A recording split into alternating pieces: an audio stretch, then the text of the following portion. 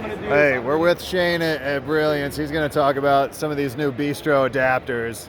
Now he's not talking over me. All right, talk about how we utilize these things. So this comes on a 330-foot roll. I'm going to take my measurements. I'm going to take my Bistro. I'm going to make my first cut. I'm going to come in with my waterproof connection.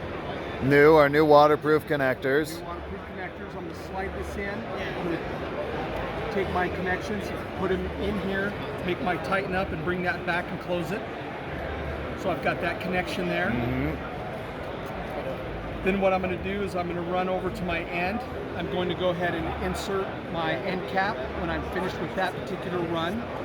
Or if I want to get to this run and I decide I want to go in another direction, I want to tee that direction, I can go ahead, which means I can continue the run here and take the run this direction. Yep. When I get to those ends, then I'll put the end cap in. Once I have everything in place, I'm going to run my aircraft carrier or my aircraft cable through the connection here, so I don't have to actually turn or bind the cable or use a